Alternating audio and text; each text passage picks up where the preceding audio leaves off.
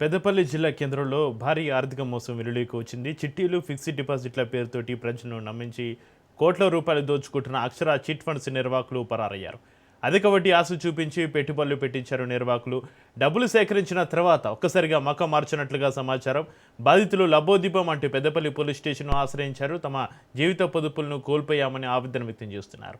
కొందరు బాధితులు లక్షలు, మరికొందరు కోట్ల రూపాయల వరకు పెట్టుబడులు పెట్టినట్లుగా చెబుతున్నారు. మోసం బయటపడడంతో బాధితుల కుటుంబాల్లో ఆందోళన నెలకొంది. ఘటనపైన కేసు నమోదు చేసిన పోలీసులు పరారులో ఉన్న నిర్వాహకుల కోసం గాలింపు చర్యలు ప్రారంభించారు. ఈ సంఘటన జిల్లాలో కలకలం రేపుతుంది. ప్రజలు ఇలాంటి మోసాలపైన అప్రమత్తంగా ఉండాలని అధికారులు హెచ్చరిస్తున్నారు.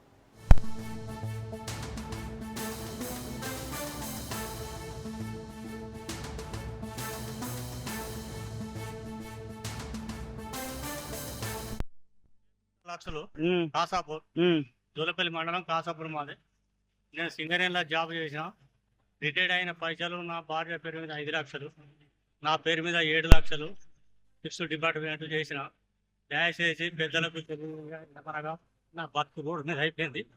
నా డబ్బులు నాకు ఇవ్వాలి. ఎవరు మోసం చేశారు నిన్ను? అక్షర సిట్టి ఏమంటారు అడిగితే? అక్కడికి మామూలు ఎక్కడ పోతారు, మాకు ఎక్కడ దొరుకుతాం, దొరుకుతలేడు కదా. ఎక్కడ ఉన్నది అనేది మాకు తెలియదు. కంప్లైంట్ ఎవరు చేస్తున్నారు? సంవత్సరం మేము కష్టపడి రూపాయి పోగేసుకొని చిట్టి రూపకంగా 5 లక్షల రూపాయలు మేము అట్లా జమ చేసుకున్నాక చివరి దశకు వచ్చేసరికి బోర్డు దింపేసి సంస్థ క్లోజ్ చేయడం జరిగింది. ఇప్పుడు ఇది 3 సంవత్సరాలు అవుతుంది. అన్ని రకాల ఈ రోజు ఇస్తాం, రేపు ఇస్తాం, ఎల్లుండి ఇస్తాం అనేటువంటి అంశం మీద మమ్మల్ని మభ్యపెట్టి మమ్మల్ని ఇబ్బంది పెడుతున్నారు. సరే కావడం లేదు కదా అని ఈరోజు పెద్దపల్లి పోలీస్ స్టేషన్లో పిటిషన్ ఇచ్చి మాకున్నటువంటి గోడును వెలవించుకున్నాం. అక్షర సంస్థ అనేటువంటిది ఈ దాష్టికత్వం ఈ రోజున మామూలు పేద ప్రజలు, అనేక రకాల ఇబ్బంది పడేటువంటి వాళ్ళు, కడు దయనీయమైన పరిస్థితులు ఉన్నటువంటి వాళ్ళు కట్టుకోవడం జరిగింది.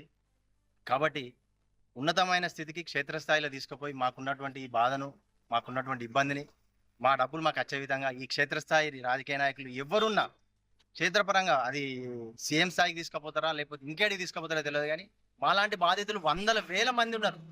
కొంతమందికి దాన్ని ఎలా చేయాలి, ఏం చేయాలి అనేది కూడా తెలియదు. ఇచ్చినటువంటి సభ్యులం 10 మందిని, కేవలం ఈ 10 మందియే మనిషికి ఒక్కొక్కరికి 10 లక్షల చొప్పున ₹1,00,00,000 మా 10 మందియే. ఇట్లాంటి బాధితులు ఈ అక్షర సంస్థల కనీసం ఒక 100 మంది ఉన్నారు. అంటే 100 మంది ఇంటూ 10 లక్షలు, 5 లక్షలు, 4 లక్షలు ఒకసారి లెక్కేయండి. ఒక సంస్థ మీద ఎన్ని కోట్ల ఫ్రాడ్ జరిగింది అనేది దయచేసి అర్థం చేసుకోవాలి. అర్థం చేసుకొని ఈ పరిష్కారాన్ని ఎంత తొందరగా వీలైతే అంత తొందరగా పరిష్కరించే విధంగా